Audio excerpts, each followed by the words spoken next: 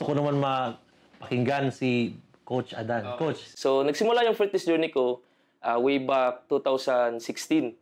So, medyo nauna ako kay Busgay. So, matagal ka na pala talaga dito, no? Matagal na. Pero yung time na yun, nag-aaral pa kasi ako. So, yung fitness journey ko noon is pahinto-hinto. Kumbaga, gym ngayon, ilang buwan, kasi syempre walang pera sa gasto sa gym. Then, after ilang buwan, gym na naman. Pero, wala pa talaga. Kumbaga, basta lang punta ako ng gym, makapag-selfie, di ba? Gym, yung mga ganun talaga yung mga nangyayari pag first time natin. And then, nakapunta ako ng Tacloban.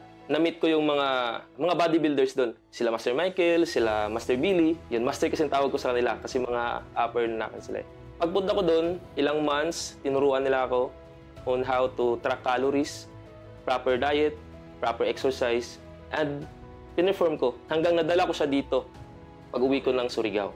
And yun ang ginawa ko, nag-aral ako, and then in-apply ko sa sarili ko. And until now, nagamit ko siya sa pagtuturo sa mga kakilala ko and sa mga clients ko. Grabe, 9 years ka na sa fitness Medyo industry. matagal-tagal na rin.